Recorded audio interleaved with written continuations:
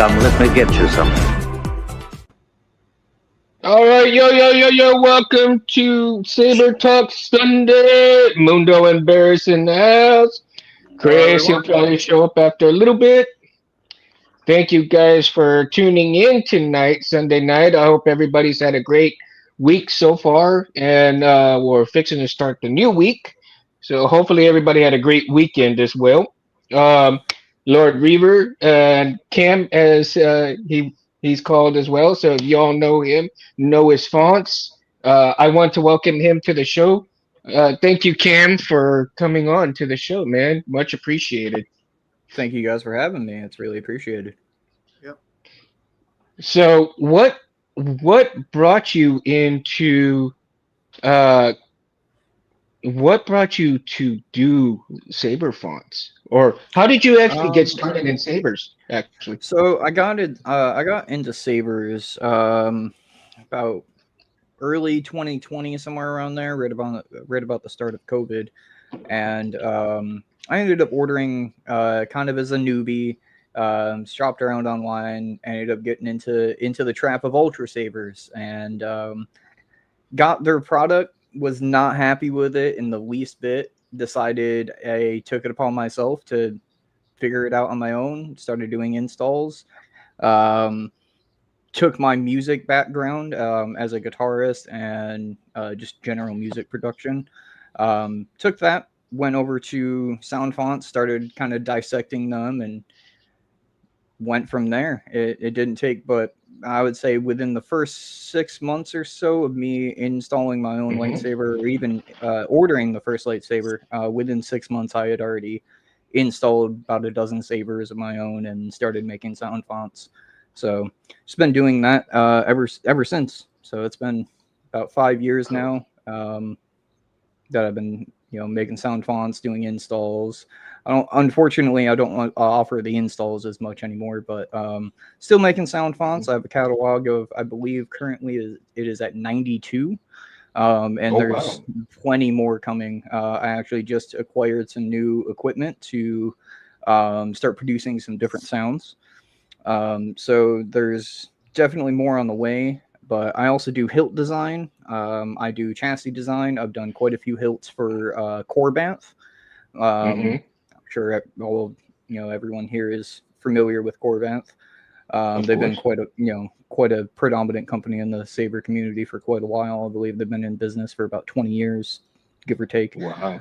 But Hmm. yeah, I've Awesome. done some hilts for them over the last couple of years. I've been getting more into the production side of things on the on that end of it, and getting a little bit further away from doing the installs and the stuff like that. So, but Hmm. it's been nice. It's been fun. Yeah, man. Earlier this morning. Well, actually, all weekend long, man. I've been sampling some of your fonts, and the one that really stand. Well, there's a few that really stand out to me, but the one that really stands out the most is your Shogun, and I'm like, what? I was like, Interesting enough, that was wow. a commission that was done for another company. I don't believe he's doing anything anymore. I believe it was Black Sun Sabers is the one that I made that for Hmm. about 4 years ago or so now. Hmm. Well, and oddly enough, that when I saw that, what's up, Jeremy? Solo Sabers in the house.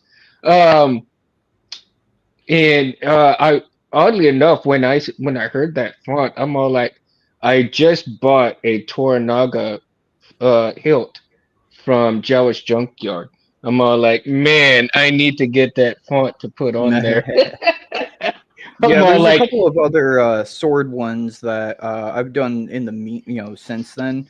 But hmm there's definitely some other sounds that since I've got some new equipment that I've been toying around with, and I think I'm going to go back and do a couple of other blade type ones like that, where it's more of a physical sword as opposed to like an energy sword or something like that.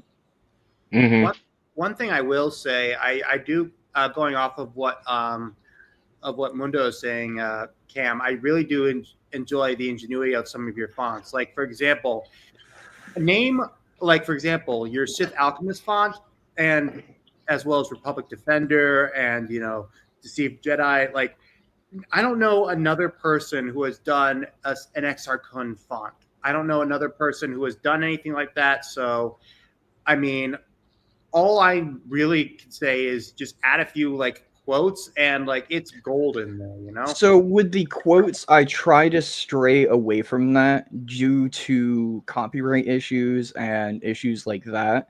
I really try to fly under the radar in that regard, as much as possible. I don't like seeing other people get hit with DCMAs or DMCAs and things of that sort.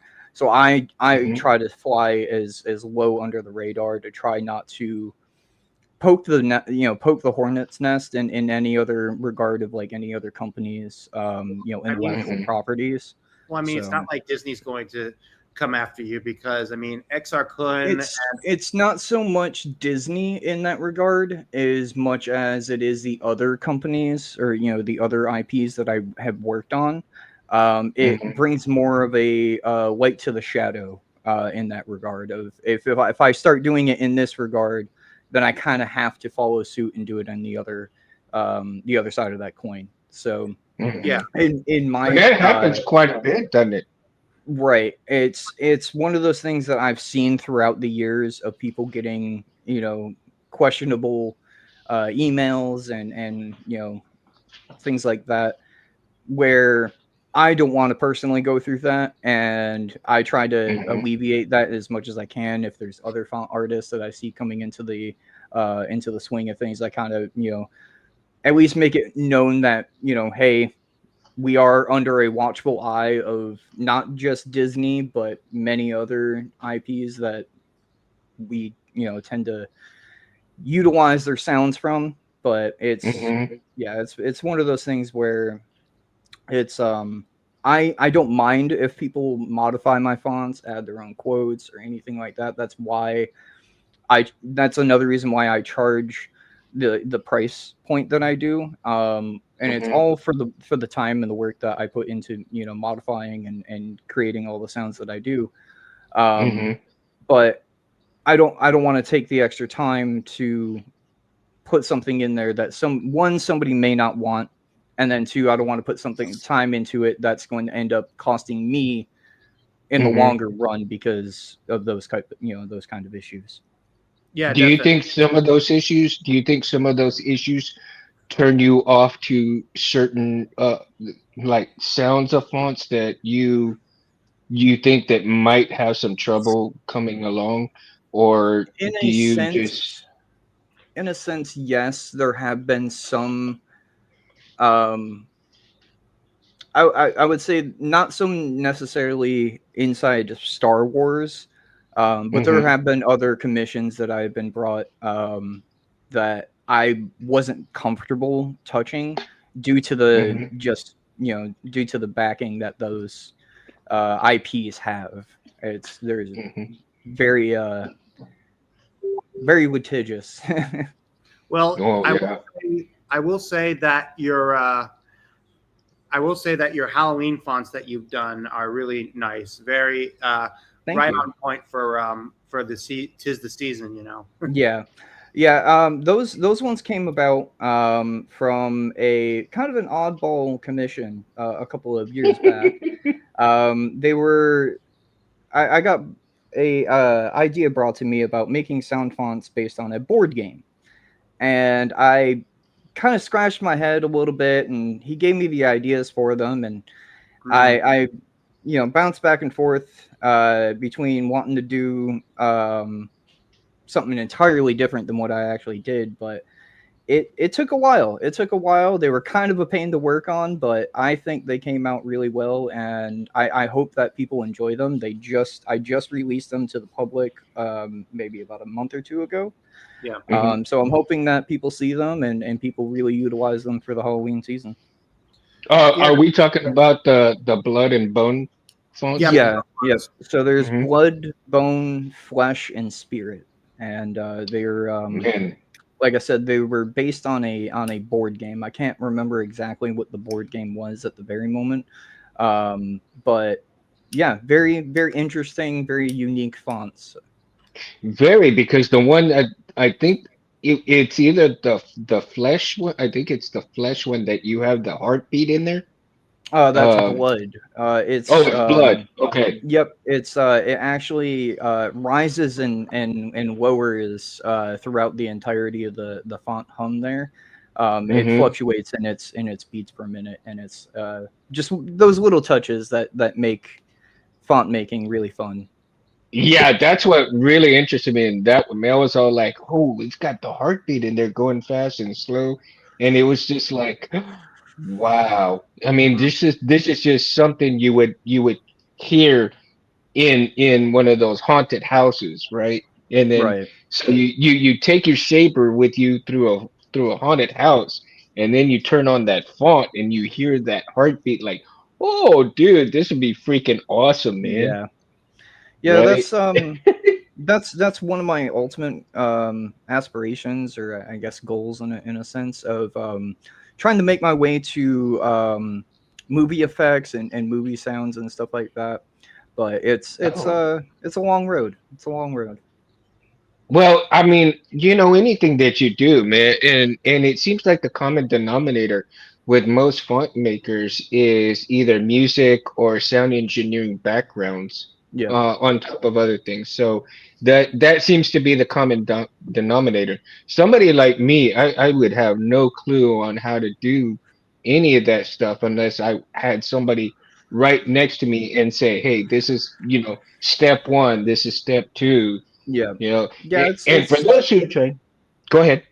oh, I was saying, yeah, it's definitely a process, especially kind of reverse engineering the way I did to kind of figure out fonts to in the beginning there. Hmm. It definitely takes a certain amount of knowledge and I guess desire to actually get your idea to light. Um, Hmm. it's definitely not something that everyone can do. I've seen a lot of people try, and I wish them the best, but it can be quite a headache. I bet. I mean, how time consuming does one of your fonts take sometimes?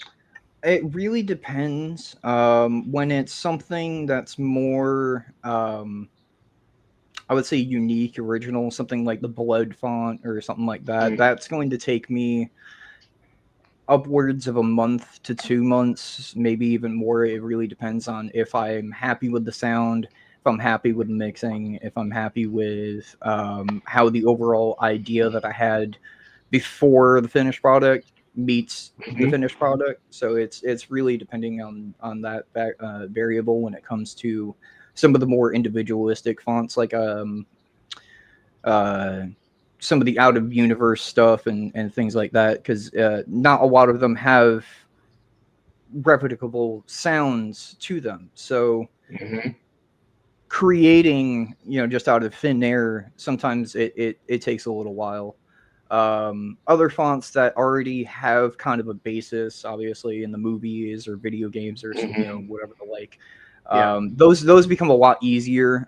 Those I can do a font like that in a day or two, and it's really just a matter of if I have the ability to find a solid enough base in my own equipment versus Hmm. what is already out there. So it's really a matter of mixing and stuff when it comes to that. Hmm. Oh, the zombie. Yeah, the zombie is chilling. Yeah, it really is from Jade Yeah, Alone. I hate to bust you there, Scott, but Kyber Zombie's been around for a few years. You just updated it. That's all. Um, now, Cam, have you collaborated with anybody on any fonts at all? Yes, actually, me and Syndicate Custom Relics, we're actually really good friends. He's been out Hmm. of the community for a little while. He's got some personal things going on, and unfortunately hasn't had the time to kind of make his full comeback to the community. But Hmm. we have done projects in the past. We have worked on things together.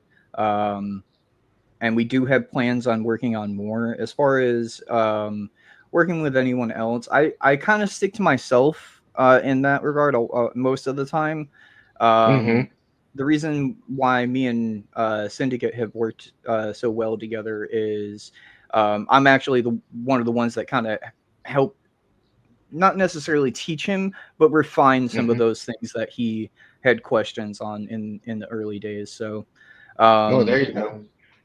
yeah, as far as collaboration goes, I haven't had anything publicly released as far as that goes. Mm-hmm. We've done a couple of exclusive commission based type ones for a couple of different companies actually. Mm-hmm. Yeah, especially with hold on, where was it? Especially with what you've done with your specific sabers for Corbanth. I Yep. mean, they are really good. I mean, you've done a version for the Refined Mentor hilt. Yep. You've done one for Jaina and Jason's solos hilts, the Forgotten Twins. You've done I you've done one for Darth Malak for the newer hilt that Yep. they designed for And then I did one for Plagueis, which I actually designed that hilt. That came out maybe recently. Yeah, about 2 months ago, something about that. yeah. But yeah, Last I saw, there's like 7 of them left in stock. Wow. yeah. I think Corbanth did kind of a smaller run on that one, but they went quick, and I'm very pleased that people were very receptive of that one. Now, when you did the Soul Infinity Stone and all of those, um, were those based on when you saw Marvel movies and stuff? Um, More or less, yeah. Those were some of the earlier fonts that I did. I Mm-hmm. think I did those sometime in 2021, maybe earlier than that, Mm-hmm. late 2020. Um, but yeah, it just came about from my love of comic books and just general nerddom, I suppose. Mm-hmm. I'm a huge Marvel fan. I love the movies. Like I said, I would love to get into movie production, whether it's sound effects or visual effects or anything like that. But yeah, it came about from me seeing the movies, being kind of fascinated with the sounds that they used within Mm-hmm. the movies, and kind of came from an idea of, well, what would happen if I created a full font based around each one of the stones and then each one of the gauntlets. And Mm-hmm. it started out with the gauntlets and kind of became a breakdown of doing all the 6 different stones and the different Mm-hmm. gauntlets there. But yeah, if you've seen my catalog there, I have quite a few different Marvel fonts. I've got a Venom font. I actually just finished up and released Magneto, I think a couple of months ago. Yep. And then I also have Thor. Thor is another one that I did. Mm-hmm. But Yeah. yeah, I I've will say done I've done that quite a lot of them. I will say that with what you were saying with the Infinity Gauntlet fonts that you've done, it even got FET263 to create a Profi style based off of those, which So what's kind of funny about that, um, the one that you see in the font, when you buy the font off me, I give the blade style detail for everything. Those are all ones I created. oh, okay. We kind of created them simultaneously at that point in time, and I was very new when it came on about that time. So I wasn't really fully up to date with what FET was doing. But yeah, Mm-hmm. I really enjoy that the community kind of just kind of decided on the same kind of thing at the same time there. So that was kind of a neat thing. That's funny. Mm-hmm. Yeah. Are you familiar with JB Kuma? Um, have you seen his video where he has the Infinity Gauntlet lightsaber that he built, and he put. I'm not familiar. Okay, so when you get a chance, if you get a chance, go to JB Kuma on YouTube. Uh, I think it's Mad Scientist, something like that. I think, but it's JB Kuma, Mad Scientist, and Okay. he's done the Magneto helmet with all the blinkies and everything in there, and then Very nice. but he's also done the Infinity Gauntlet lightsaber, and you have to have all the stones in place before you could actually turn on the lightsaber. That's And really neat. it is freaking awesome, man. I love seeing things like that. He's done such an awesome job. I mean, some of the things that he's done is just absolutely phenomenal, man. So yeah, so if you guys out there, you ever get a chance, look at the Mad Scientist by JB Kuma, and you just be amazed of some of the stuff that he has produced and done. And so it really is just a pleasure to see work like that within the community as well, Yep. and to hear all the different sounds that we can produce. Well, certain people can produce, myself not included, because I don't think I would ever actually have the time or the equipment to do my own sound font. And so I really appreciate all the different sound font makers that are out there that can do this. My friend BK from BK Sabers does wonderful on his Mountain Yeah, I'm Sabers. He familiar, does. Brian. Yeah. Yeah, Brian is he's an awesome dude, man. And then Yeah. James from Mountain Sabers. Um, and of course Carter Mythomix, man, he's done some my favorite um font from him is the Ghost Rider font that he did. Hell Cycle. And Hail Cycle, there you go. And so that was really cool. I've got that one on one of my sabers. As And then of course Juan Sith has the what is it, the Wolverine and Deadpool sound fun. Yeah. So, and those are hilarious, man. If you listen to those, they are hilarious. They're a fan favorite when I go to my Saber Legion practices. Nice. I actually, Cam, I've been working with Juan Sith, and some of the fonts that he's come out with in the last year, I've actually done some collaborations with him. Oh, Exiles nice. Blade, the Five Nights at Freddy's font, that was a combination of him doing the sound making, and what I did was I looked through for all the quotes and whatnot. Yeah. And the funny thing is with that font is it's not over, because if you saw the announcement for Five Nights at Freddy's 2 and who's voicing the toy animatronics, Hmm. I'm gonna be all over that. I mean, Megan Fox's Toy Chica, like that's gold. Now, what get Cam? What gets you excited about a font that like you have in your head, and then really making it come to life? What is your first thought of, like? Do you get that gear in the headlight look when you see something and you go like, ooh, like it's ding?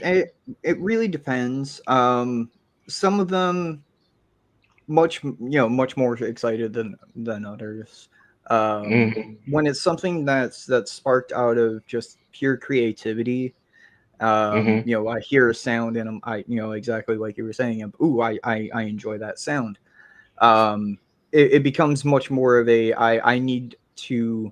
I'm determined to prove to myself that I was able to bring the idea to light, and that's what makes me excited about it is just getting to the final product, listening to it, and going, that's what was in my head.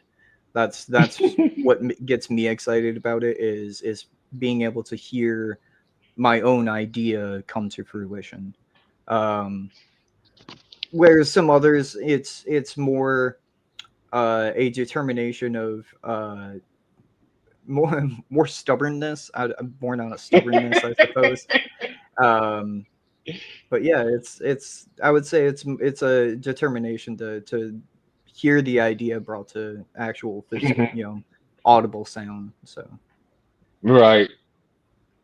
And do Yeah. you actively search for stuff, or does it just like pop out of nowhere sometimes? Just like you, um let's say, go oh, ahead. go ahead.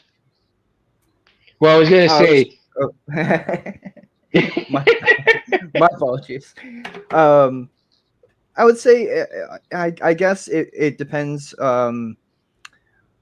When I have a specific like uh like a generalized direction for the font. hmm So say it's based on a character.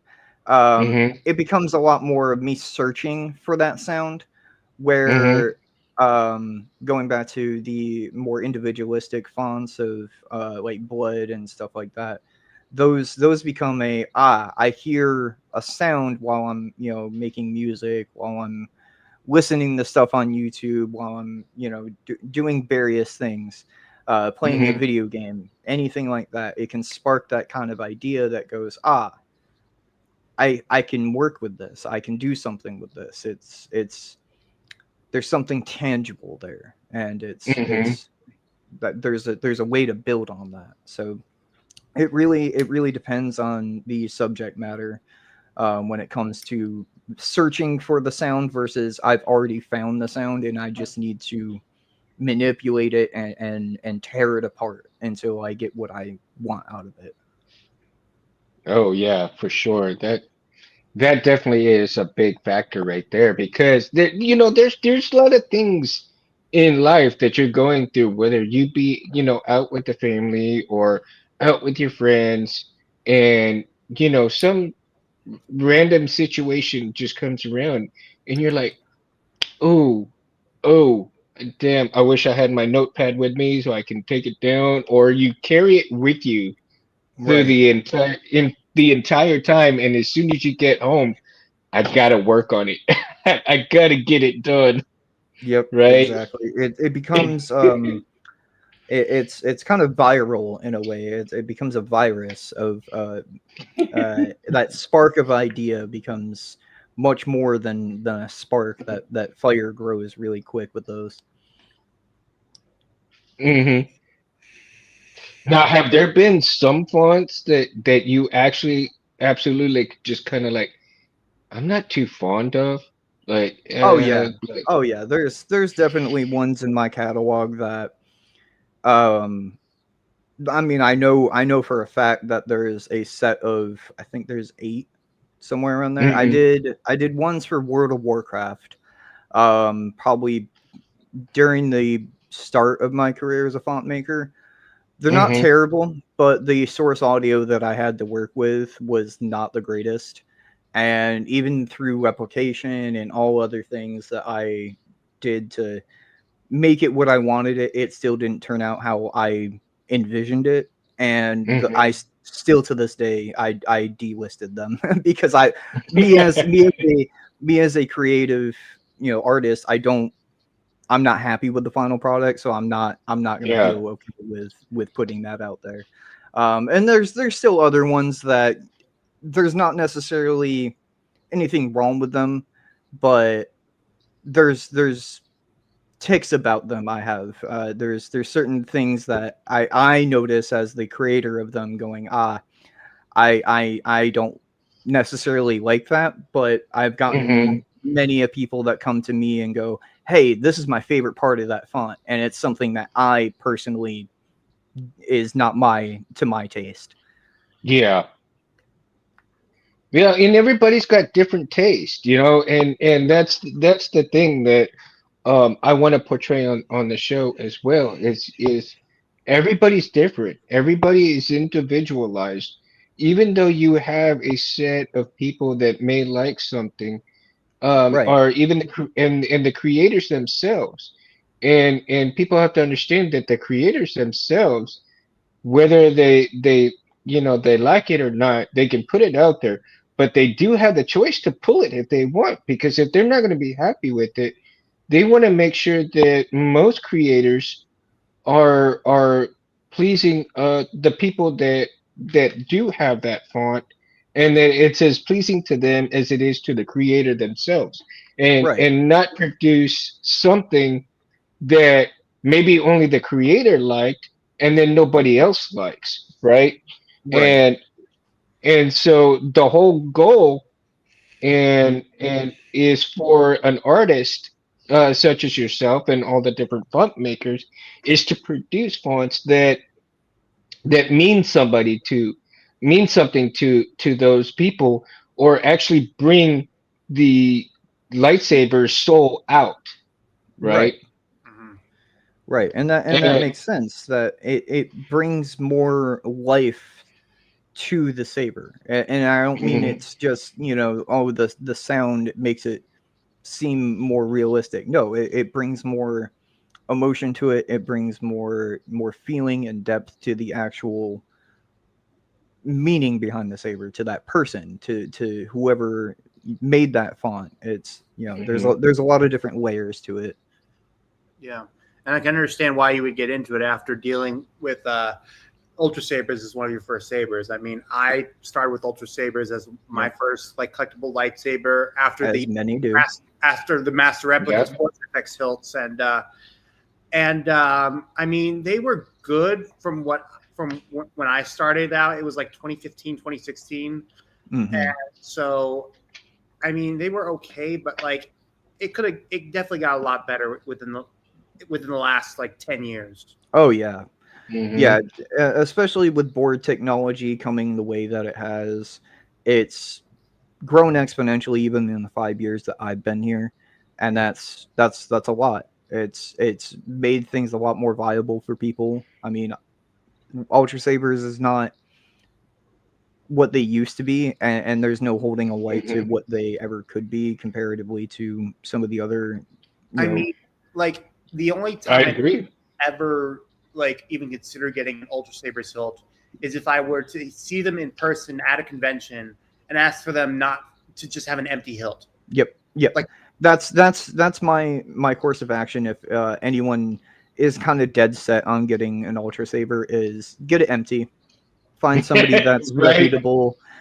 Get the work done through that reputable person. like Do it yourself. crazy or There's other means to do so. Some of the hilts people like them, and I'm not here to knock them. Some of them, as unwieldy as they may be, some of them may be comfortable, and some of them may have a special, like a special spark to somebody, and that's not for anyone to judge or blame them for doing so, because it's ultimately about what you want as a customer. And now, obviously, company aside, they're not giving what the customers ultimately are wanting, and that's a problem. But that's Yeah. that's that's why I ultimately tell everyone that I see heading that direction to ultimately just buy empty or buy secondhand. well, I think one Yeah. one company that I mean I heard of when I started with lightsabers, Saberforge. They're moving in a direction that I would say is a little bit more positive. I mean, the owner is a little bit quirky, but he's an interesting Yeah, guy to I say the would least. I would say Phil is he's definitely a quirky one, that one. But he's kind of held his place in the community for as long as he has, because he realizes in a sense that he can't necessarily stick to the same kind of pattern that he had, and the same kind of pattern that Ultra Sabers is still continuing to do. Yeah. And I can commend that. I can commend that. I actually messaged him a few times in the last 2 years, and I remember him telling me when he was moving over to Xenocores, he said, "One hole to rule them all." Meh. And, that was just funny. And I think he was texting me after a Mardi Gras celebration, so he might have been drunk. I'm not sure. He told me in the chat too. Yeah, I've had a few interactions with Phil over the years. All of them haven't been either one side or the other pleasant or displeasant. They've just kind of have been in a sense, I suppose. But Yeah. yeah, it's nice to see that he's Saberforge is at least trying to make a little bit more of a stable ground for themselves. But Yeah, I mean, there's been a lot of that in the community over the last 5 years. Um, I've seen I can't even count how many times I've seen a drop Well, shipper pop up and disappear yeah. randomly every other week, and it takes a lot. It takes a lot to stand your ground in this community. It takes a lot to keep up with the times. It's a lot to just take in all the information that is always ever flowing within this community, because there's so many different sides to it. uh Production side of it, hilt wise, chassis design, the PCB design wise, you've got font makers, there's everything across the board. It's a lot to take in, and Mhm. I can commend the companies that do try to stay on top of that and try to stay around, because it's a lot to deal with. And I also understand the offense for font makers as well, trying to get um I guess like in with companies for their fonts and stuff. It's Because if you remember, extraordinarily like, hard. yeah, because well, look what happened to Noah Star, right?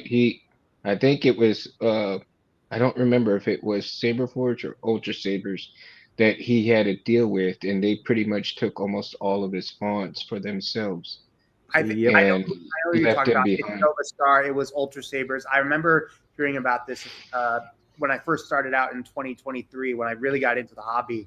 Something about him Hmm. basically being a part. Basically, Ultra Sabers like filed something or whatnot, and basically claimed ownership of all the fonts he made, and then he basically went on a Yep. he fit throughout the Facebook pages and basically dropped off. Yep. Yeah. It happens. Unfortunately, a lot of the companies that are trying to pick up fonts aren't necessarily doing it in a sense that makes the font makers happy. And Yeah. I can get that. Being as I've done deals with other companies like that before, and Hmm. it's not worked out in my favor as it should have. It's Hmm. been beneficial to a degree, but it's hard. It's hard to I get a lot of people to recognize the amount of effort and the amount of time that goes into font making. It's not just throwing, random sounds together and wiping your hands clean and going, that's done. yeah. There's a lot to it. There's a lot of Especially with recreating, if you want to right. like exactly like Hmm. I hear in the show or the Exactly. movie. Uh, Exactly. And even if you're going the route of trying to do sampling and do it that way, it's still there still is a certain ear that you have to have for that kind of sound, Hmm. because you have to be able to loop everything. You have to be able to understand that there's a limitation to the equipment that you're bound to. Most Hmm. speakers are 28 millimeters or less. Even at Right. most, you're getting 30 to 32 at the most obscenely large hills. and that's only That's if Hmm. that is you're a able to work out lot a to work with. That is a lot to work with in bounds of sound, because you have certain thresholds that you have to work under. You have certain wave frequencies that just don't work on those type of Hmm. speakers. All lower registered sounds, they struggle, and it takes a certain amount of testing. It takes a certain amount of ear knowledge, just knowledge of how sound works, Hmm. and it becomes a problem of trying to educate while also retaining that integrity of yourself. Of I don't need to break down everything that I do to justify what I deserve. yeah. So Yeah. it's really hard in that sense. Well, I'm glad that the fonts that you've made are able to become exclusives to your sabers when you get them from if we buy them from Corbanth, especially. Yeah, Corbanth. I've worked with Corbanth, and they've been nothing but just kind-hearted. I've Hmm. done I think somewhere around 10 to 12 sabers for them now, whether they're already produced or currently in means of production. Hmm. Along with some other props, I've worked on some other props that are kind of in production limbo at the moment, but they're Hmm. currently being worked out. But I continue to do work with them, and they did a font deal with me to where pretty much anytime they need a font or anytime that they have a new hilt release or anything like that, I'm right there ready. As soon as the hilt releases, that font's ready to go along with it, with Hmm. everything that they want to do with the font. So it's nice that they were one of the larger companies to be able to work with. I'm very grateful that they were um as adamant as they were to get my fonts on every single hilt, and they got Hmm. every single font out of my catalog. So I'm very thankful for that. That's Um, awesome. And the font makers actually should be commended and well compensated for their work, because most of these lightsaber companies that produce the hilts, the hilt is great by itself as a shelf queen. Right, But again, the electronics and the font itself bring that soul to the hilt. right, So if you leave any, because everything together has to be synergistic, right? right. And if one of those things is left out, then you have a glorified flashlight. You don't Exactly. have a It's saber. exactly that. You don't have the life of the saber, and that's more or less what I've always thought of it as, is the font itself is the life that brings the light to the saber. Yeah. It's not the flashy lights on the chassis, it's not the flashy lights on the blade. Like that's all cool and fine, but if you can't hear it, if you can't feel the vibration of the speaker in your hand, making it feel more realistic, then it's like you said, a glorified flashlight at that point. Hmm. And it's really sad because it there's not a lot of appreciation for the font side of things in that regard of thinking in that manner. Hmm. But and again, like I was saying, that companies should acknowledge and compensate the font makers for that particular reason. Because if you don't have an appropriate font on there, it really doesn't matter. And all the blinkies of the world and everything, just like you were saying, it just won't matter, right? But if you have something meaningful within the font itself, that brings that emotion, that brings that passion, that brings the happiness and joy to that person, that everything that comes together, the right board, the right sound fonts, the right lights, and not every saber needs blinkies or lights. I mean, because Right. depending on the type of hilt it is, sometimes less is more, right? Exactly. Yep. And so I really love to showcase that side of saber making, font making, and so forth to most of the new people that come in and decide to watch this. Because it brings awareness. It brings awareness that you have multiple avenues to go through things, and don't just stick with one thing. Do your homework. Find Right. reputable companies, find reputable people, find reputable installers. Don't just go for anything here and there. And Yep. if something sounds too good to be true, more likely it really is. And not everybody can afford a 12 to $3,000 hilt, lightsaber. And so, uh, and I've always said it myself. I every paycheck I have a $50 budget. So I really have to either save up for what I want to get, or I can pay for it a little bit at a time, and or put the money aside a little bit at a time until I get that hilt. As well as my fonts, I've got to pick and choose my fonts and buy here, buy there when I get a chance, or wait for the sales to come up so that I can buy three, maybe eight fonts at a time if that's Yeah.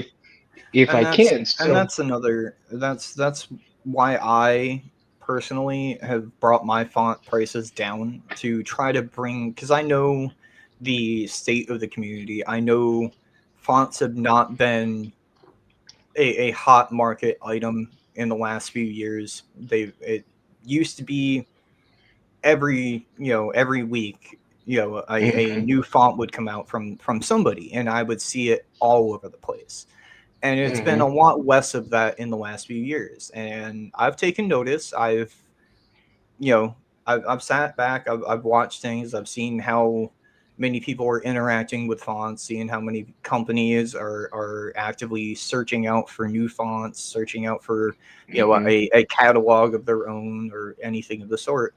And I took it upon myself to not only lower them on my own website but on Saber Font as well. There Mhm. is a little bit of a disparity between what they are on my site versus what they are on Saber Font, but that's just to cover myself and the fees, and make sure that everything is as cheap as possible while still being able to at least break Well, even. you have to, yeah, you have to make some money. I mean, that's another thing.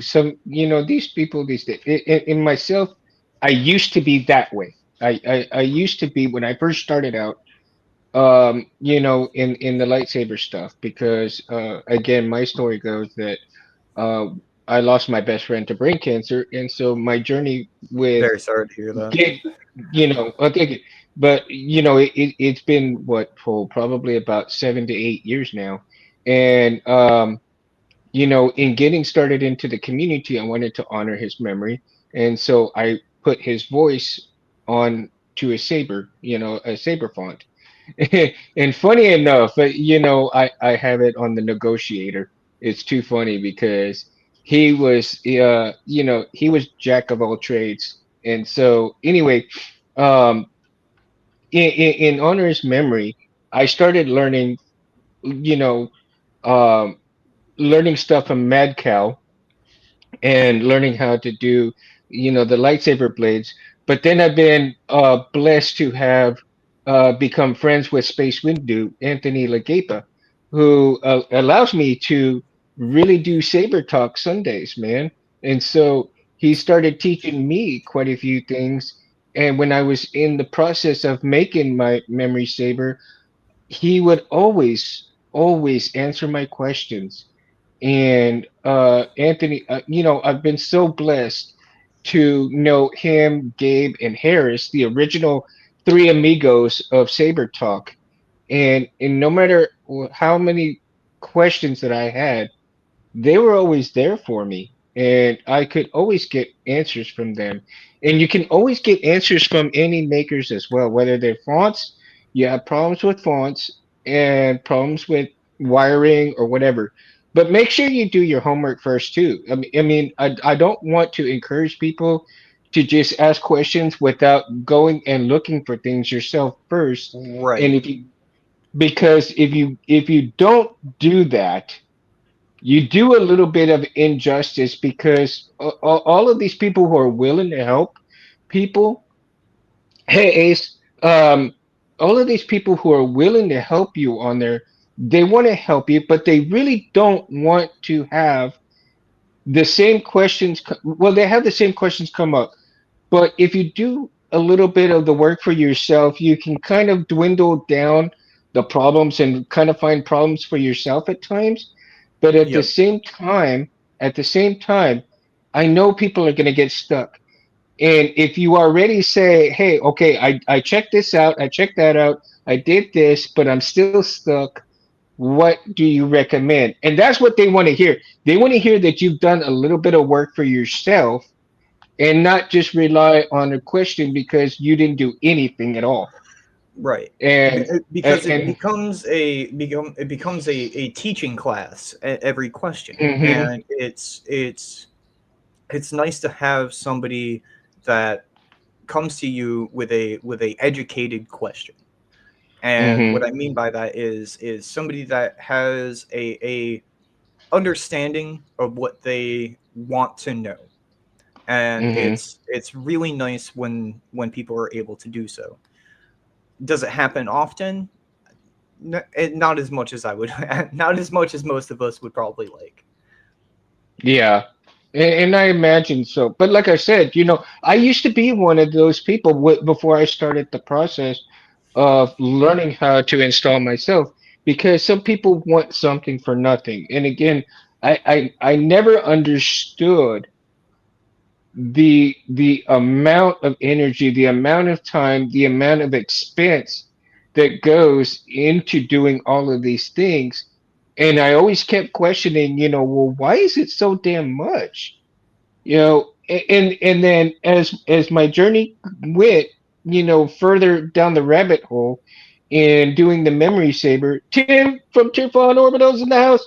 Um, as I went further down into the rabbit hole, I kept finding these answers that I was actually looking for myself. Like, how come it costs so much?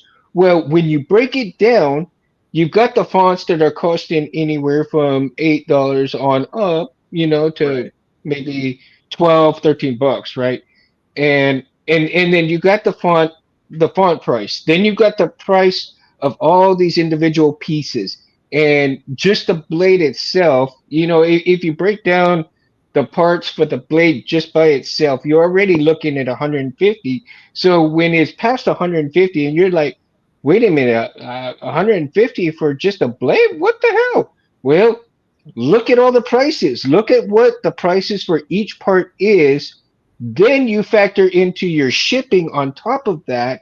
Yep. Then you start getting a sense of why people charge the amount that they charge for the sabers. And on top of that, people don't understand the time that it takes that for them to weather, the time for them to wire, the time for creating and building chassis. That I just start It's a gutting in. time-taking process, especially Oh when my it comes god. to chassis design, because each and every saber is different. You can't. It's not a universal thing to where each and every saber is this same exact chassis. No, Mhm. this version of this hilt has this one, while this other version of the same exact hilt uses a different one, and Yeah. it's a painstaking process, and not a lot of newcomers understand that there is a lot more behind the curtain. Yeah, absolutely. I'm glad you mentioned that because that's exactly what I want to get across, especially for the newbies that don't understand, because they don't understand what the installers go through, what the font makers go through, what each process takes. I mean, I myself uh just got you know a Centauri Carbon, and I've been playing around with it, and just sometimes even just small STLs that I've been doing, they take 5 or 6 hours. Some Yep. of them maybe one or two. I mean, depending on the size that you're doing, Yep. depending on how it comes out. That's Exactly, five and or then six. depending on the printer as well. Some printers take longer than others, especially if you're doing, a regular FDM printer, or if you're doing a resin printer. Those they take time. Mhm. They all take time. Yeah, absolutely. And time is such a precious commodity in anybody's life, right? um and especially if somebody has a family. Now let me ask you this: is this a full-time job for you, or do you have a regular full-time job and do this on the side? No, so this is a full time thing for me. Like I said, I've been doing this for like 5 years now, and Okay. it's not just sabers that I do. I also do other things on the side, such as video game design. And like I said, music as well. But lightsabers are my main thing. Whether it's font making or chassis design or hilt design or any other various prop design. I've done blasters. I've done thermal detonators. I've done all sorts of things. So That's one thing I need to acquire in my arsenal, man, is a thermal well, detonator. keep I an think eye out. I need, I don't know if KR does the thermal detonators anymore. I know at one time they did, but are who's oh my gosh, I've seen so many variations in 3D printed kind, the full metal kind. You A know, lot of KR was yeah. full metal.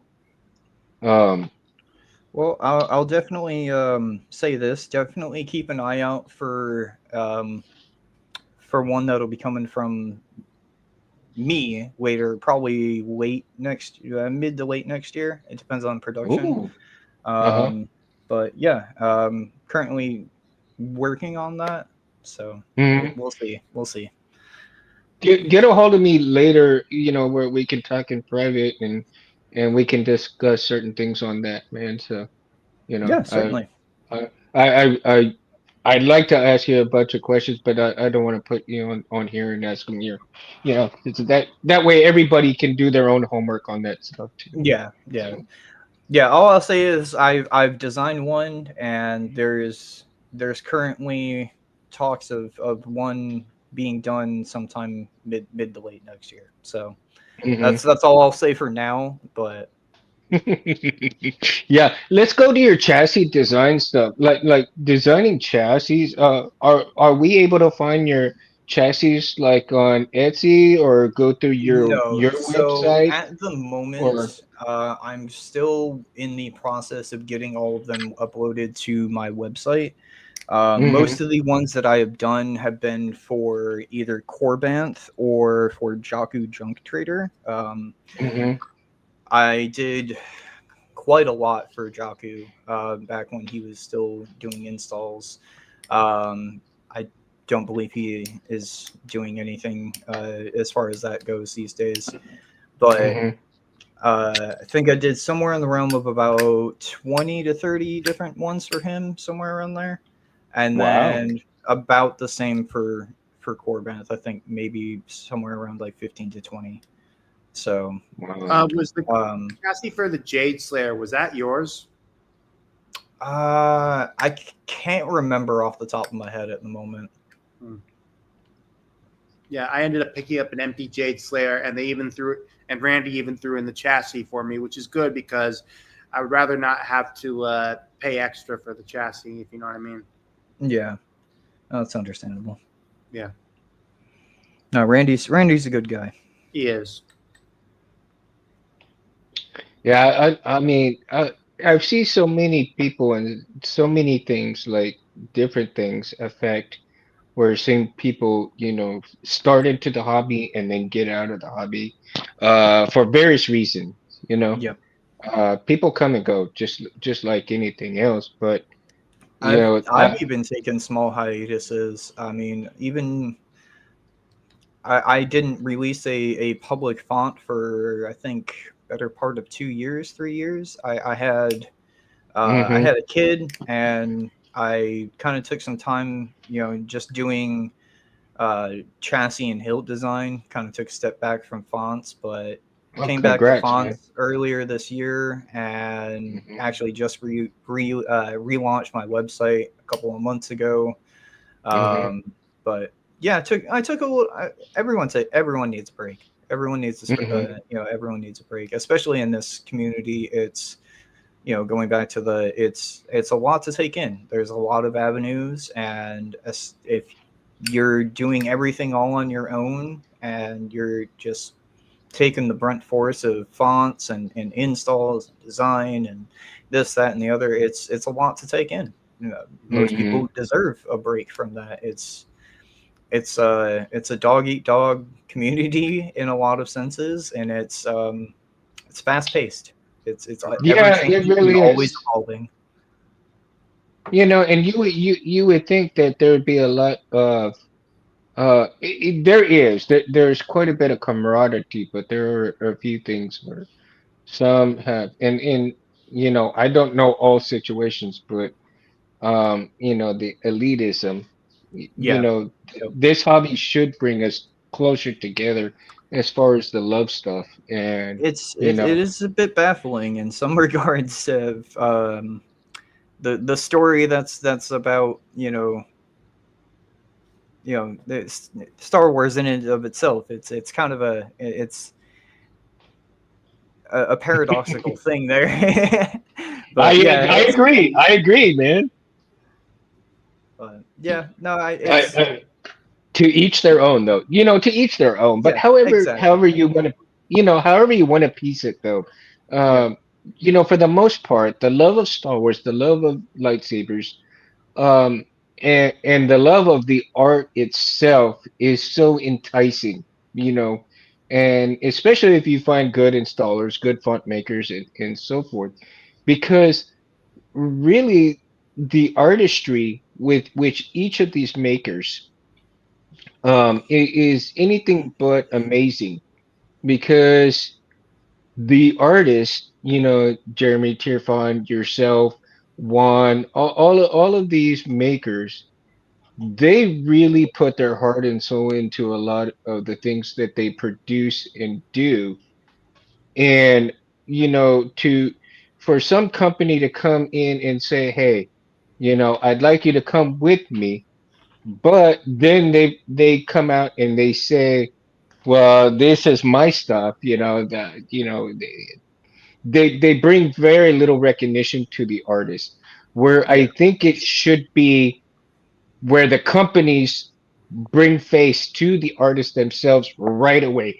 Hey, I produced a hilt, but the hilt comes to life because of Reaver's Arsenal, because of Wanted, because of right, specific artist, right? exactly. Uh, And and that's how it and should be.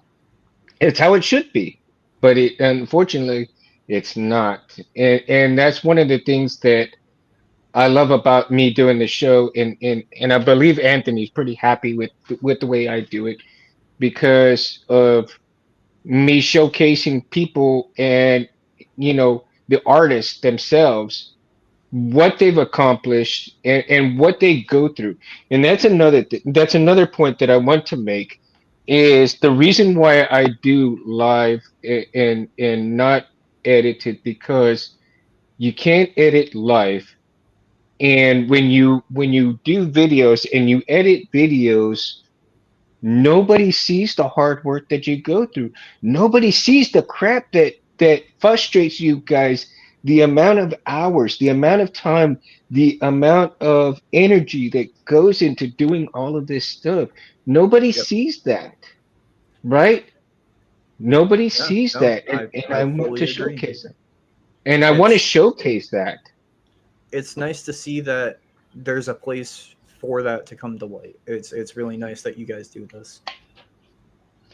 And I feel importantly strong about it, because again, for the new people that come into the hobby, and hopefully they watch these videos, and I understand that I'm not as popular as a lot of these people on these videos, doing the lightsabers and showing off lightsabers and stuff like that. I do understand, and I am not looking for the popularity part of it. I'm doing this for recognition of the artist, recognition of the makers, the recognition of the work that they've done, and literally just having a chair, sitting at a table, and talking to people like yourself, that there may not be some people out there that get a chance to come and sit at a table and talk lightsabers and everything like that, or together. Yeah.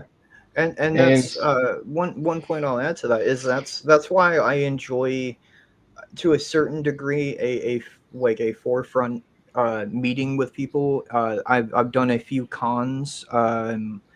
I've worked with Starforge Sabers. They're actually kind of local to me, Oh, um, but I've seen them at cons quite a few times over the last few years. I actually just saw them at one of the cons in my area maybe 2 weeks ago, something like that. And they use my fonts, and every time I go up to their table, I hear people just asking about them, and he's just, hey, the artist is right here, talk to him. And it's nice to have that forefront with people and have their questions about things like, well, what sparked this idea, what made you create this, or even just showing the gratitude and the gratification for like the time and the creativity that went into it. It's nice to have that interaction. Yeah, and again, the creativity should be showcased because you never know what's going to spark the creativity at any one time. So, Yeah. and again, like I was saying, yeah, you know, for myself. And I tell you, when I come on here, because I don't have friends just coming over to my house, into my garage, sitting at a table, drinking a beer, whatever you're drinking, and talk about this stuff. I come on here when I talk to you guys, when I talk to guests and my co-pilots, and we have a good time doing this. I mean, sometimes 2 hours goes by like 5 minutes. It's crazy, right, Barris? Yeah, I it does. mean, Crazy. it just baffles me that 2 to 3 hours can go by in just a matter of minutes, and not and because all of that stuff, all of the real world stuff goes away. um and it's a good time to come and talk, and we talk sabers, and there's a place at a table right here for anybody to come and talk especially if they can't have the avenue where family members don't want to hear it, where friends don't want to hear it, or where significant others don't want to hear it. I Yeah. invite all of I, I invite all of those people to come and talk with us Sunday nights, 8:15 Central Time. And again, anybody that I invite onto the show is always, I say, you always have an invitation, never a have to. So, I will always put, for those that want to, I will send them invitation. I will send them a link. And if they want to come on, if they want to come on, they come on. If they don't, they don't. That's okay. Again, the comfortability for people to come and talk is what I want. I want it to be natural. I want it to be fun, and I want it for a place for everybody to come and have a seat. And that's the whole basis. And again, I am so very, very grateful to have known a lot of artists such as yourself, and people within the saber community that we can talk and have fun with, and I can showcase. So um, Yeah. Well, I'm I really appreciate glad you to have guys having this. me on. And again, I invite you to come on anytime you want to, man. After this, and say, a couple of months later down the road, you want to come back on, by all means, Yeah, hit me certainly. up, and I will send you a link, right? Hey, Reaver, I actually want to ask you, with all the new equipment that you're getting for sound, to making sounds and whatnot, will you be updating some of your fonts to include better stabbing noises? Yes. So, in regards to some of the older fonts, I have been already working on them as far as remastering quite a lot of them. So in the next couple of months, I will be re-releasing quite a few of them.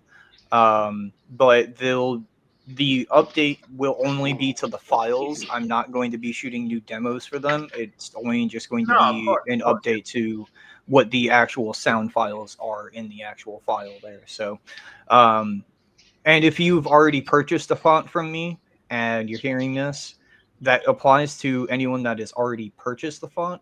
If you've purchased the font and you see I've remastered it, shoot me a message. I will send you the brand new update. Or if you still have the Dropbox link and it still works, it will all with be within that Dropbox there. So uh, I any have, of the I have fonts a at that. giant, I have a giant folder of every single font that I've purchased on my email. So, yeah, don't worry. Yeah, Yeah. Yep, On and anyone that ends up, deleting those emails or anything like that, if you just show that you have the font and, you can at least, justify that, you bought it and, just bring it to me and be like, hey, I just want the remastered version of this. I already have the font. That's perfectly fine for me. So, Yeah, I see some of the fonts out there though that I would love to see certain fonts out there just remastered for Smooth Swing, and that they're not. I mean, it's like, oh my god! yeah, Like, unfortunately, I've seen a lot of the font makers from, I guess, ye old days of font making.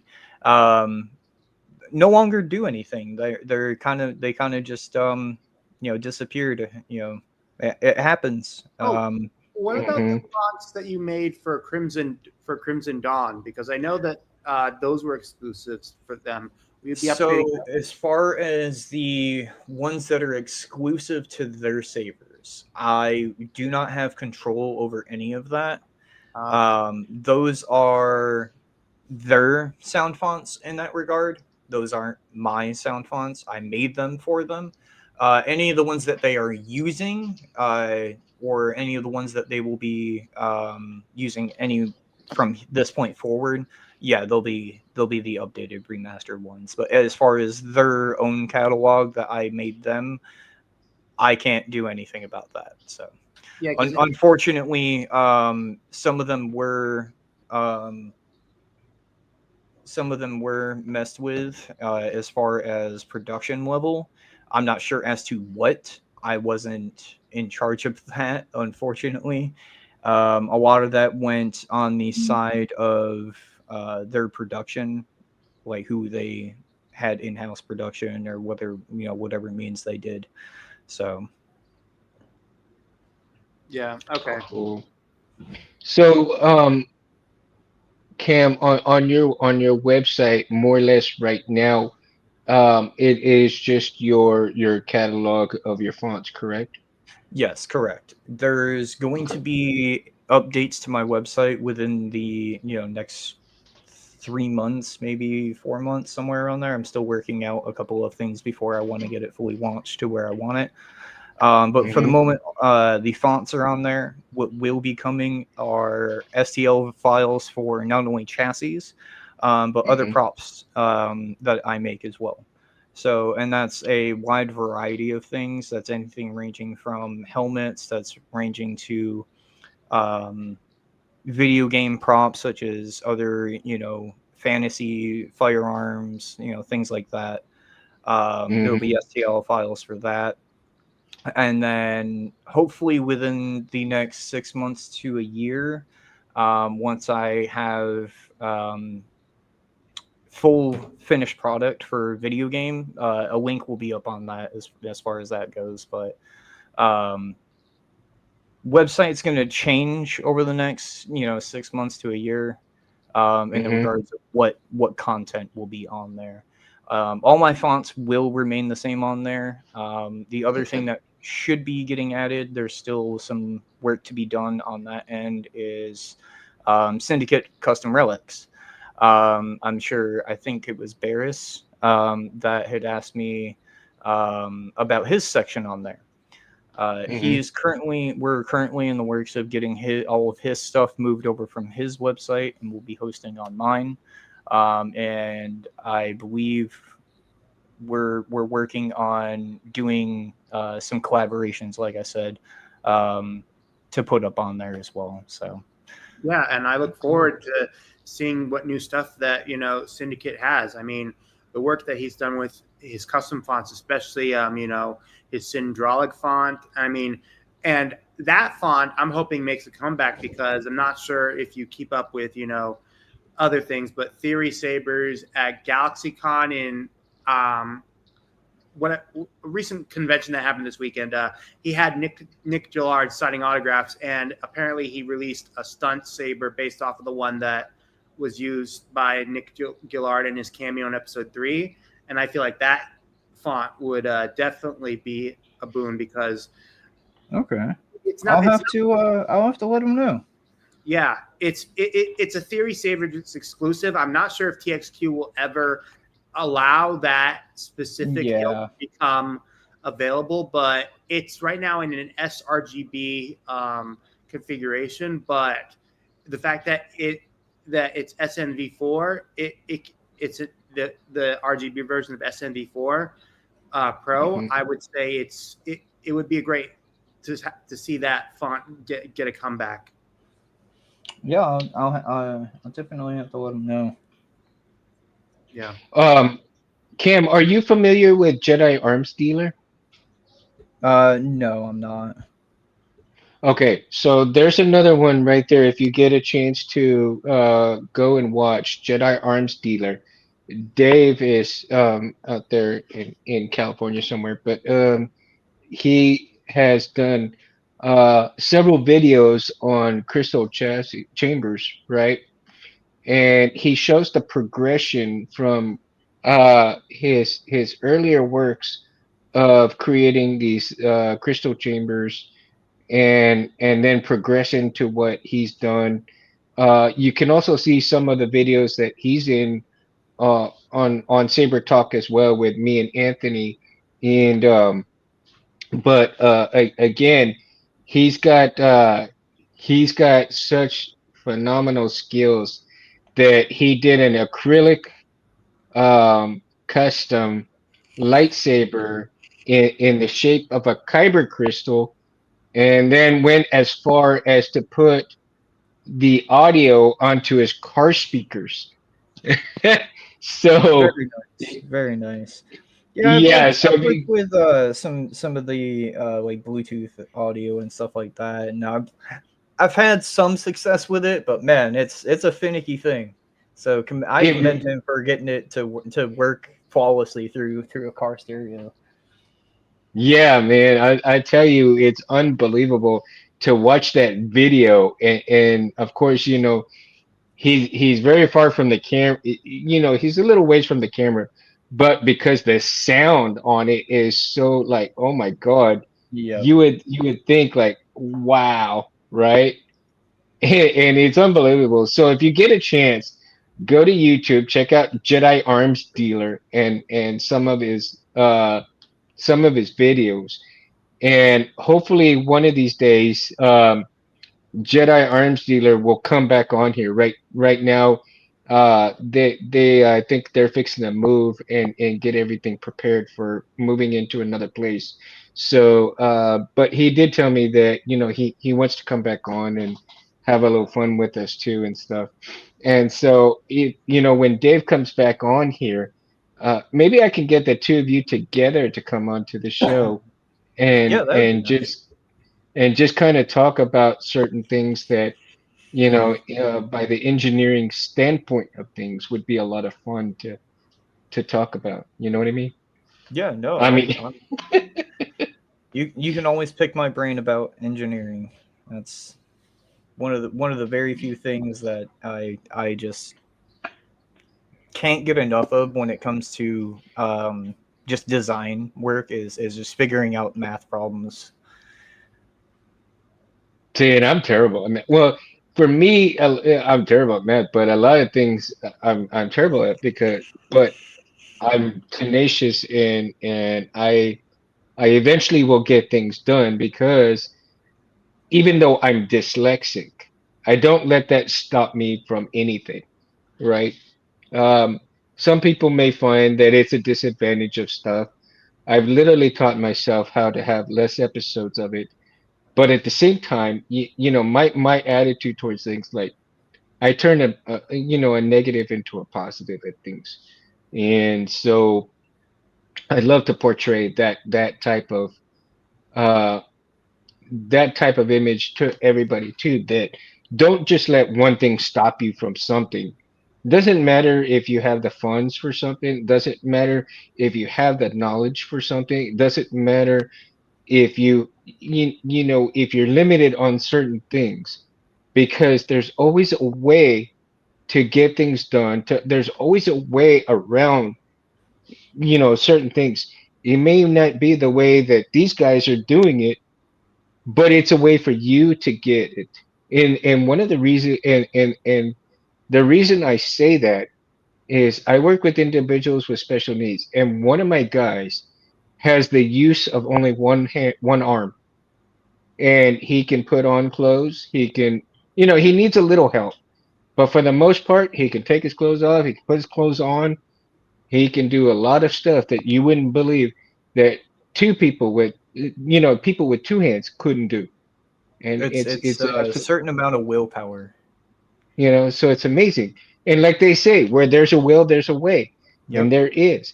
So don't let anything stop you from achieving, a saber of your dreams. I mean, if you got to do $150 saber, do $150 saber. If you don't want $150 saber, well, then save up a little bit at a time to get that higher quality saber that you want. Yep. So a lot of people will let that stop them. Well, I don't have 400 or 500 bucks. I don't either, but I can save up $20 here and there until I get it and then purchase it. So, or you can find a seller that's willing to go and say, hey, okay, give me X amount until you're paid off, and then I'll send the saber to you. Or you can pay me half, and then I'll send the saber, and you give me the other half. There's a lot of ways.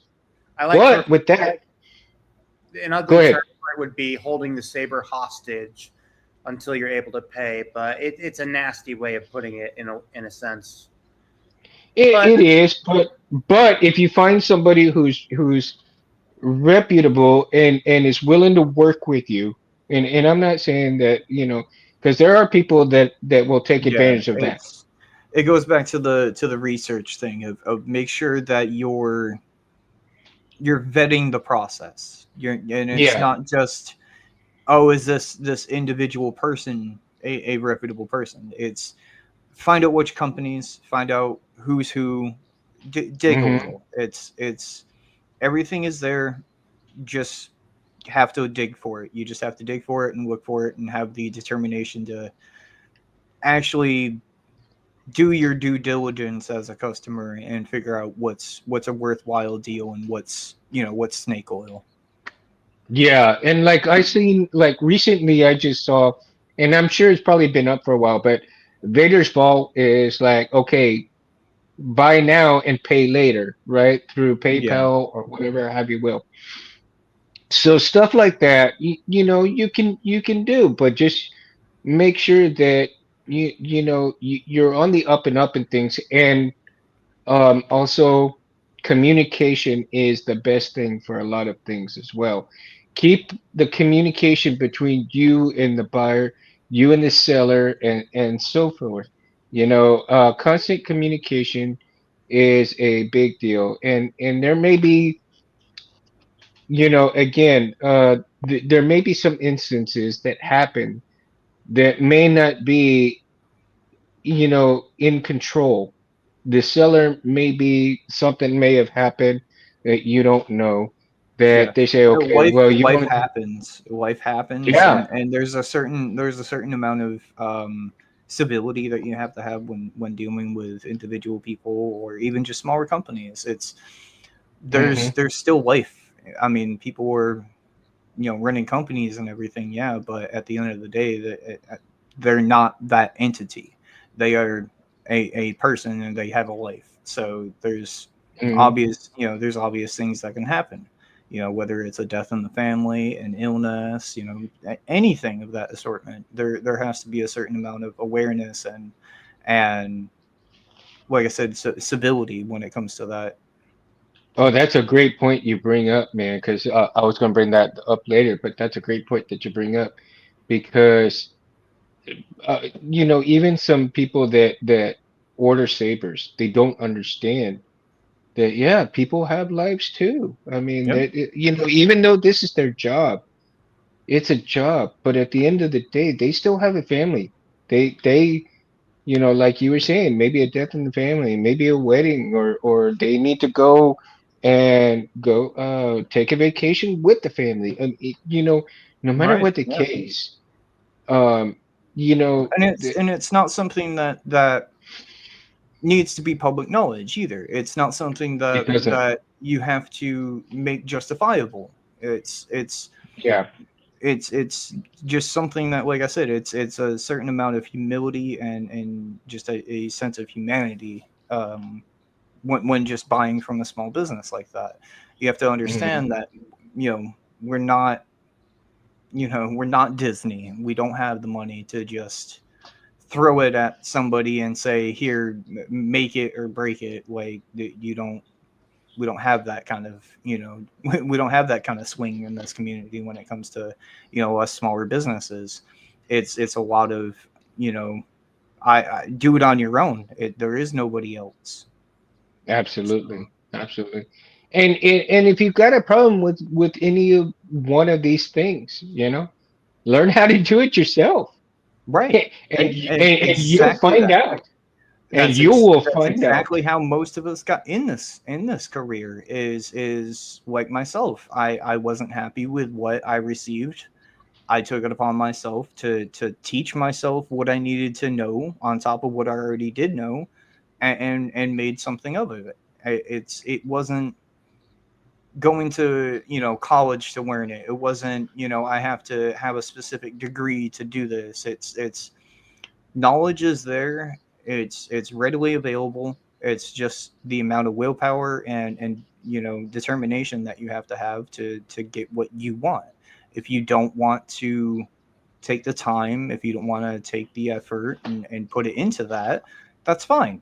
That's your prerogative. But Hmm don't harp on the people that are, trying to make, ends meet by, doing what they have done to get to that point. Absolutely, absolutely. I mean, they didn't make the repetition for just nothing, and Right. they didn't spend all that time for nothing. Right. They're there to make money, but to make you happy, but also to put money on the table for them and their family as well. Even though it is enjoyable, like that saying goes, if you enjoy something, it's never work, but it's Right. still work regardless of whether you enjoy it or not. It's still The time enjoyment. spent, whether it's time well spent or time unjustifiably spent. It's still time spent.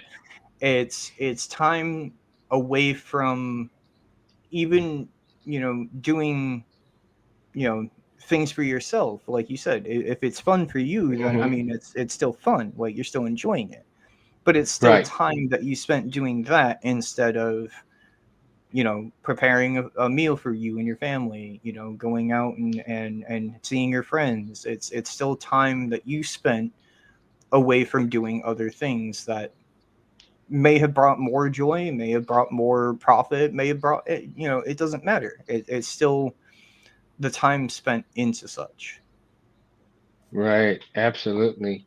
And you know, and I know you guys get a very big sense of satisfaction when you produce something that when you see it out there, and it puts a smile on all of these people's faces, Bears included, because I see him smiling all the time for all the fonts that he shows off. I love going to So cons for that reason. On top of the reason I was saying earlier of getting that face-to-face interaction, of actually getting to speak with people and take their questions. But mhm, seeing people at the cons, because going to some of the cons around here, the only lightsaber vendor at the con is Starforge, and Starforge uses all of my fonts. So I'll walk around the mhm, con hearing nothing but my sounds all throughout the entire place, and it's such a nice feeling, not just for the, the satisfactory of, like, I made something, and like, it's on everyone's thing. Like, it's more than that. It's the happiness and the joy that it brings other people, because you see them going mhm. around and clicking through all the fonts, and they're like, oh, check this one out, oh, check this one out. And it's that kind of thing that makes me really appreciate seeing that thing at cons. And unfortunately, I don't get to see it, online as much, but I do see it in the sales. I see it in the in the more popular fonts that are purchased. I see it in, what comes across in on Facebook or what have you. It's nice to Hmm. see that. It's nice to see those kind of um, just gratifications in what you made. Hmm. Mhm. The gratification that you guys get too, man. As a matter of fact, this weekend was SpaceCon in San Antonio. I'm only 2 hours away from San Antonio because I live in Corpus. But Oh yeah, anyhow, that was the one I was mentioning. Yeah. um, I just didn't have after uh, paying for some of my daughter stuff and then purchasing. Actually, um, I end up getting the Crate Slayer. I finally got it in, Oh, so I nice. got I got the Crate Slayer hilt, right? So after purchasing this and then paying for my daughter's rent and stuff, didn't leave me with much money, so I had to miss the Comic Con that was here in San Antonio, That's and Theory Sabers and Kyberphonic were there this weekend, and I really wanted to go and see him and talk with him and do a few other things. But there's always next time or if I don't go to these cons, I definitely trying to save up and go to the Star Wars Celebration, which is in California this year, right? And oh, thanks you, dude. Titan great, yeah, man. As a matter of fact, let me open it and because I haven't really opened the box up, so let's do a little short unboxing here, and then after this we'll do a few more little comments and stuff, and then we'll end the show, after that. So let me see here, and it's still in the wrapper, man. So, and of course, this ASMR, is ASMR, ASMR. this is by Benji Nerf Herders and Jawa's Junkyard. So I just got it this past Wednesday, and yeah, I Um, told Leon finally got it. I'm like so excited to have it. So and then of course I'll be getting the Toranaga hilt as well from Jawa's Junkyard, and again, Reaver, when I was talking, Cam, sorry, when I was telling you about the Shogun font, is like that's gonna go so well with the Toranaga hilt, and I'm like, oh, my bells in my head were going woohoo! The bells in my head were just chiming like crazy, man. Thank you, Mo. Yeah, bro. Thank you, guys. And so, I mean, it was a little price to pay, for missing the con, but overall, I'm going to be happy with these hilts and be able to put some of your fonts onto these sabers as well. And again, the um the artistry that goes into hilts as well. But again, no one can ever deny the artistry that goes into font making, as well as chassis making too, because designing chassis takes a good amount of time as well, right? yeah. that it How does. how long would a specific chassis in your mind? Not let's not go a simple route, because the simplicity of a chassis, most people are adept to knock it out of the park, in a short amount of time. But if you do, if you make a certain chassis with certain things to it, and of course you have to have the real estate within the saber, because all sabers are different, Right. and the real estate inside the sabers are so varied. You really have to do a lot of measuring to It's a get lot of to. measuring and printing and testing pieces, realizing Mhm. this doesn't fit, and going back, doing it over, printing it, it's a rinse and repeat process. Um, I say generally about a week with printing and stuff. Maybe Mm-hmm. really pushing it 2 weeks if it's really a kind of a head scratcher design of I can't get this piece to fit how I want it. I can't get the tolerances right. It's there's Mm-hmm. it really depends, but yeah, I would say about a week, maybe two. By the way, Really yeah. pushing it. So Yeah, that's so true, man. Because I printed, I got a couple of STLs from Rich Sangillo, and I love that dude, man, because he's so cool. And he sent, I got an STL from him, and I'll show you.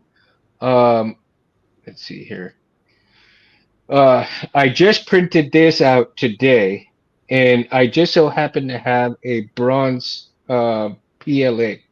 And so nice. That's a nice color. I printed this out today, and it looks like I don't even know if it's gonna.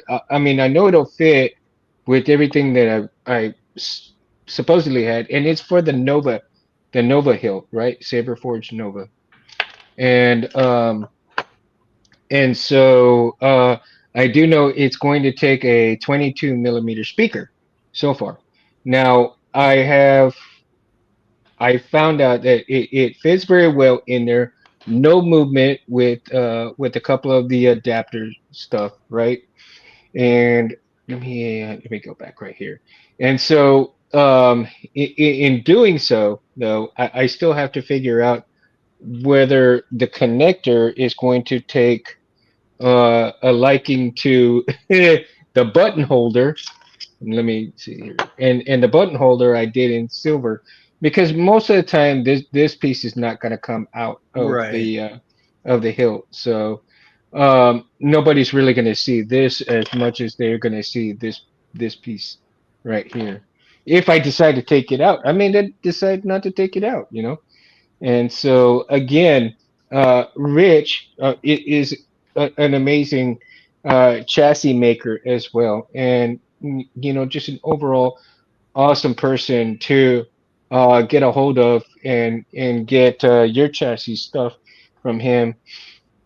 And you know, he's on the forums a lot and stuff like that, and so usually on Instagram or Facebook you can catch him for those who are asking for that type of stuff as well. And he's so talented with that stuff as well. Yeah, And I've seen Rich's work quite a lot. yeah, he does some really good stuff, man. So again, like I said, he's such an awesome guy to talk to. So if you know you get a hold of him and stuff, I think that'd be another person that you guys can have fun and hit it off in terms of chassis stuff and so forth. So, you know, and again, it takes time, and most people that are starting out don't understand the time that it does take to make these things, and in every facet of lightsaber building. So Yeah, I again, mean, you know. down from production or down from design all the way through to production, it's a few month process of going back and forth on designs if you're working with somebody, or figuring out tolerances and figuring out what placements of everything, and then going all the way through to production of making sure that the manufacturer is actually doing what you need them to do, and that doesn't always happen. So Mm, there's back and forth when that comes to that, and that could hold up things for months, and a lot of people don't understand that. Of That's not just clean cut dry of I did a design in a day, ship it off, and now I'm going to get the prototype next week, and it's going to go to production the week after. It's not a matter of that, especially when you're dealing a lot of these days, especially when you're dealing with outside the country. There's a lot of yeah. back and forth. There's a lot of shipment time. There's a lot of communication that needs to happen because communication Budget errors are tariffs. yeah, and then also you have to take on top of the fact of there's now tariffs on that. So it's Mhm. there, and even over the last 5 years, COVID did quite a number on the saber community, both in good respects and bad respects. Of a lot of people Mhm. came flooding to the community during that time. But we also saw a huge drop in shipping. We saw a huge rise in board cost. We saw a huge rise in chipset cost. We hit a real big wall when it came to getting things produced, and a lot of people were Mhm. really upset about that. Thankfully, a lot Mhm. of that is kind of subsided and leveled off in one way or another.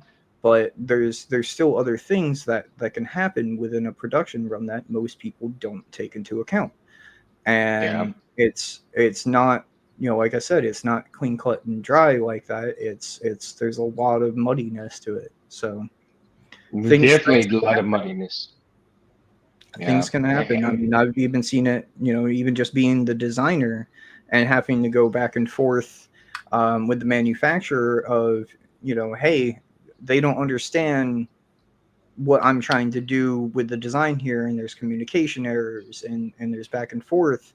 It takes a while. It takes a while to work out those issues, and sometimes even when you know all communication is done and things seem fine, things can still go awry, and Yeah. it And, happens. and, Unfortunately, a lot of and the time it's on the company that takes the forefront of it, even though it may not be the company's fault. And it's unfortunate to see, but it's happened many and many a time. mhm. Oh yeah. And then and then you have, like you said, the sometimes things that run out, and there's the restocking time. Right, And like, oh, I'm sorry, but if a maker has to wait several months for a piece because right, he's out of that stock, but the place that he gets it from is out of that stock, and he may go to two or three different vendors to get that same stock, but yeah. all of those vendors may be out at the same time. Yeah, and it's They're also a they may not. rising gamble in regards to companies these days, because Hmm. even producing a hilt, doing 100+ run of them, which is not uncommon. It's kind of a gamble, because who's to say that those 100 hilts are to sell like that? I Yeah. mean, there's still a lot of sabers in the community, and there's a lot of places to buy sabers, but that also becomes a oversaturation in the same regard, because there's so many places that you're able to buy from, that getting those few specific hilts, say you have a very custom run, you want to get Hmm. that out and get the people to notice it, but you're taking a huge gamble and a huge risk at 100+ hilts, and you're left to sit with those as long as you have them, and then it's it's Hmm. hard. It's really hard, Does, and I understand. does Oh, go ahead. does oversaturation scare makers? In a sense, yes. Sometimes it becomes more, a determination of, I want my version out. I want the creation that I had in mind out there. Um, Hmm. so it becomes more of a back and forth in that regard. But Hmm. there is a problem with it. It does scare certain makers. It does damage to the community in a certain regard, because there's too much of a good thing is a bad thing, and I'm not saying that it should be a closed off gated community either, but Hmm. it's like going back to the drop shipper problem of, if Yeah. there's so many of the same thing out there, well, then nothing's special. There's no Yeah. individualization. There's no characteristic to that company. It's just a cookie cutter, slate that's passed Yeah. on to the next person, I and totally agree. it's a problem. It's a problem in that regard. But Well, like the it's oversaturation with the Chinese hilts, right? Mm-hmm. like because you've had all these different custom hilts from all these different people, and then when all of these Chinese companies came in with the cheaper hilts, Yep. but you had a lot of Chinese hilts that actually weren't worth a damn, but people Oh went yeah. ahead and bought them because of price.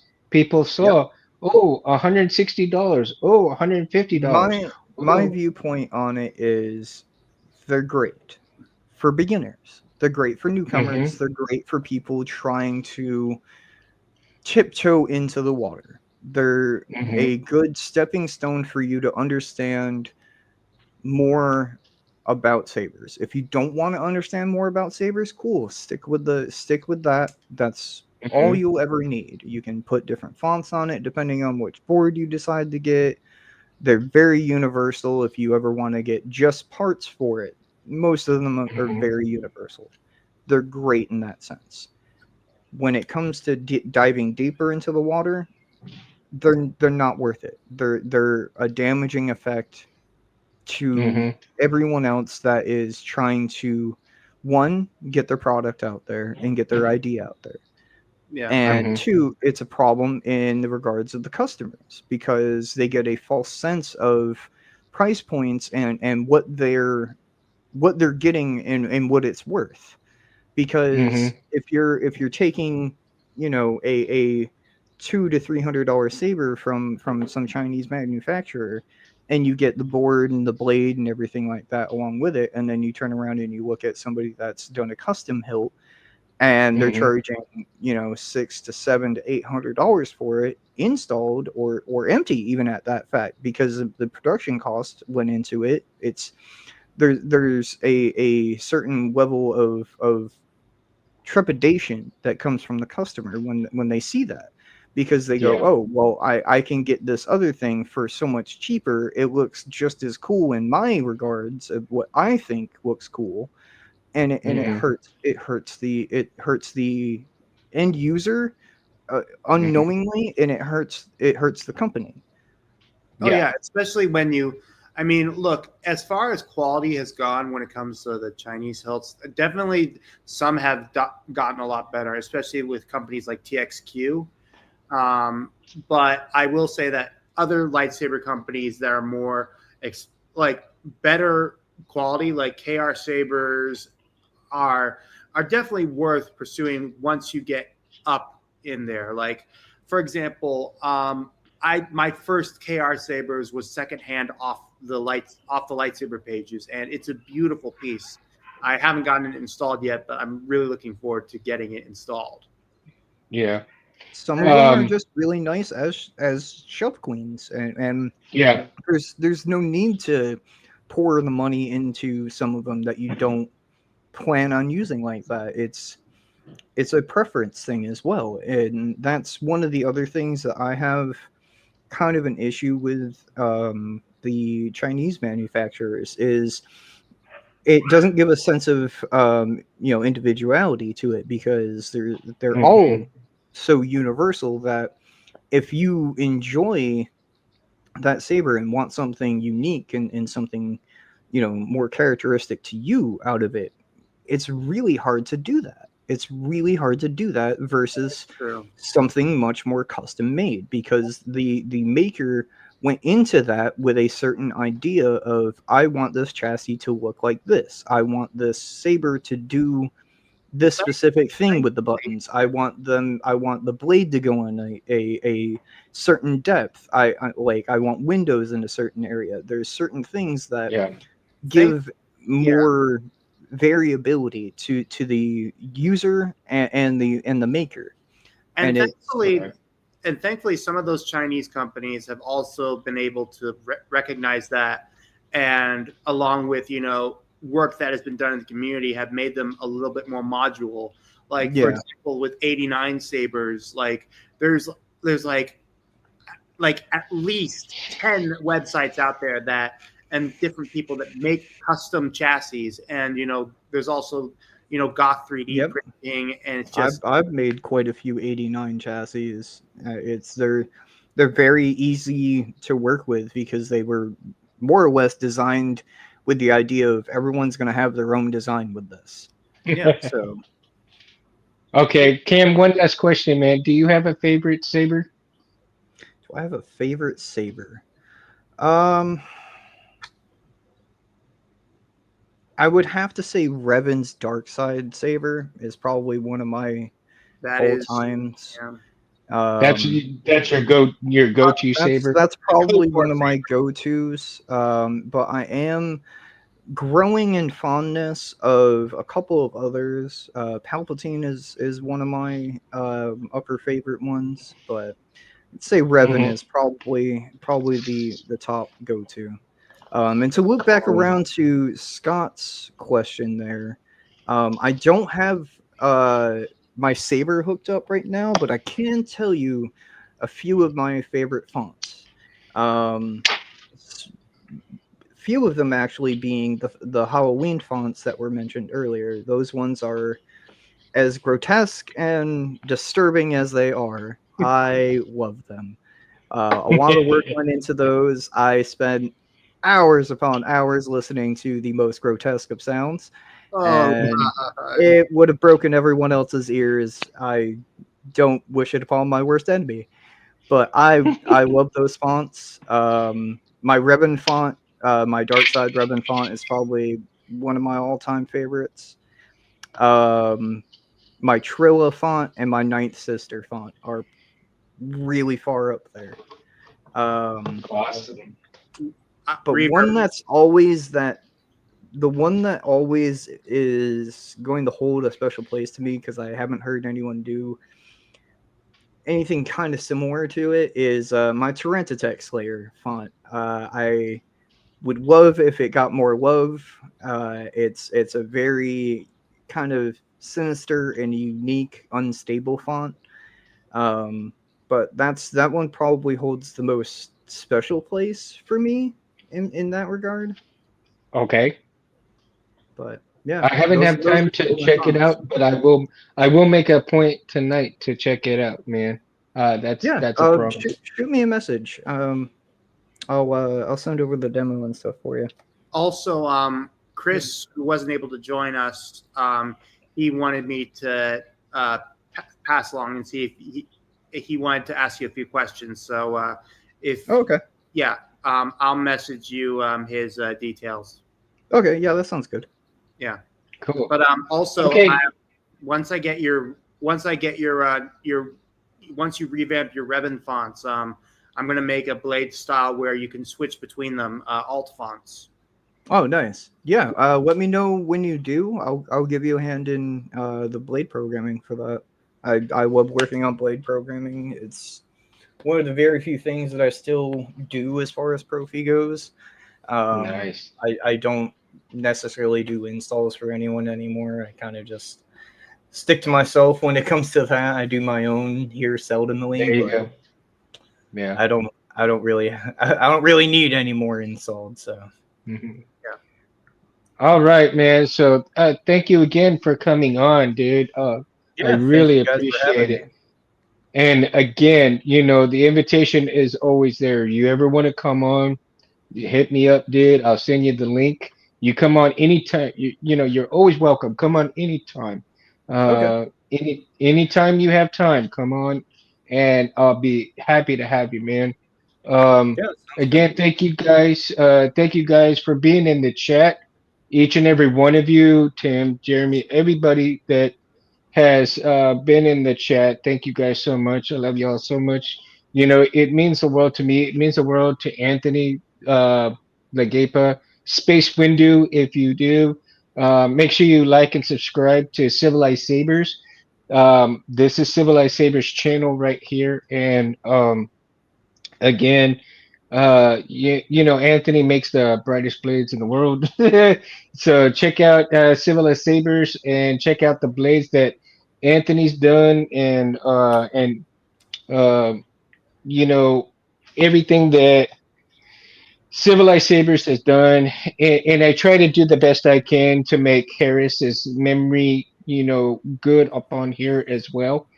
and Harris would definitely approve of everything that I do for this channel as well as Anthony. And again, I have to thank Anthony every time for allowing me to do the show the way that I do. So much love, Anthony. Thank you so much for allowing me to do this, and everybody who comes every Sunday and hangs out with me and chimes in. It's just such a special honor that you guys come in each time that I do the show. Yeah, I can't thank you guys enough. This is the reason why I do it. And again, I may not be as exciting as all of those other people in their bids, but I'm rolling real. I'm rolling real, man. And and we're here to have fun. So come and take a seat, have a beer, drink whatever you guys want to drink with us, and let's have some fun, man. Let's have some fun. With that, Barris, have a good week. Cam, have a great week, and may God bless your family. And Mundo will be out, guys. Peace. Have a good Mundo one. out.